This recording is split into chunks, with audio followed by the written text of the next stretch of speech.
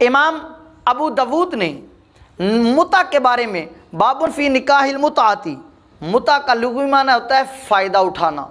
قرآن فرماتا ہے وَمَتِّعُوهُنَّ عَلَى الْمُوسِعِ قَدَرُهُ وَعَلَى الْمُقْتِرِ قَدَرُهُ، فرمایا خوشحال اپنی بیویوں کو اپنی طاقت کے مطابق نفع دیں اور تنگ دست جو ہیں وہ اپنی وسعت کے مطابق ان کو فائدہ پہنچائیں۔ اللہ تبارک و تعالیٰ نے قرآن پاک میں جگہ جگہ اس لفظ کا ذکر فرمایا۔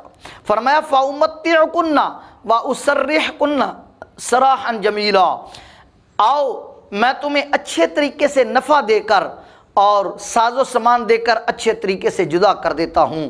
اس آیت مبارکہ میں بھی متع کا معنی فائدہ پہنچانا ہے، اور شرعی اعتبار سے ایک مرد کا عورت کے ساتھ مال کے بدلے میں مقررہ وقت کے لیے شادی کر لینا، اس کو نکاح متع کہتے ہیں۔ یہ پہلے جائز تھا، غزوہ خیبر سے واپسی پر حضور علیہ السلام نے گدھے کا گوشت کھانا اور متع کرنا اس کو حرام کر دیا۔ اس کے بعد غزوہ اوطاس کے موقع پر اس کی دوبارہ اجازت دے دی گئی۔ صحابہ کرام جب دور دور جاتے تھے جہاد کے لیے تو وہاں ان کا سامان رہنے کے لیے جگہ نہیں ہوتی تھی، تو وہ شادی کر لی کرتے تھے، تو اس وقت اجازت تھی۔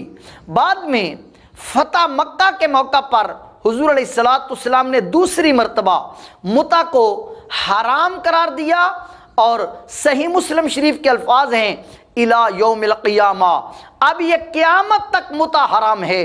اب متع اسلام میں قطعاً جائز نہیں ہے، قیامت تک کے لیے حرام ہے۔ متع عارضی ہوتا ہے جبکہ نکاح ہمیشہ کے لیے ہوتا ہے۔ متع جمہور اہل اسلام کے نزدیک حرام اور زناکاری کا دروازہ ہے، اور نکاح جو ہے یہ جائز طریقہ ہے۔ اہل سنت کے نزدیک، جمہور اہل اسلام کے نزدیک متع کی اب گنجائش نہیں۔ اپنی بیوی اور لونڈیوں کا رواج تھا، لونڈی کے ساتھ وطی جائز ہے، تیسری کوئی صورت نہیں ہے۔ جبکہ شیعہ جو ہیں ان کے نزدیک متع جائز ہے، لیکن ان کا یہ عمل قرآن و حدیث کے صریحاً خلاف اور اسلام سے بغاوت ہے۔ اس میں حضرت عمر بن عبدالعزیز فرماتے ہیں، حضرت امام زہری فرماتے ہیں ہم ان کے پاس بیٹھے ہوئے تھے، فَتَذَاكَرْنَا مُتْعَةَ النِّسَاء، ہم نے عورتوں کے ساتھ متع کرنے کا ذکر کیا، تو ایک صحابی رسول جن کا نام ربی بن صبرہ ہے وہ فرماتے ہیں اشہد علی ابی، میں گواہی دیتا ہوں کہ میرے باپ نے یہ رسول اللہ صلی اللہ علیہ وسلم کی حدیث بیان کی، ان رسول اللہ صلی اللہ علیہ وسلم نہا عنہا فی حجۃ الوداع، حجۃ الوداع کے موقع پر حضور علیہ السلام نے اس سے منع کر دیا تھا۔ اور دوسری حدیث مبارکہ ان رسول اللہ صلی اللہ علیہ وسلم حرم متعۃ النساء، فرمایا اس کے راوی بھی حضرت ربی بن صبرہ ہیں، آپ فرماتے ہیں کہ حضور علیہ السلام نے عورتوں کے ساتھ متع کرنے کو حرام قرار دیا ہے۔ اس حدیث مبارکہ سے حلت و حرمت کا اختیار بھی نبی کے لیے ثابت ہو گیا کہ اللہ تبارک و تعالیٰ نے اپنے محبوب کو حلت و حرمت کا اختیار بھی دیا ہے۔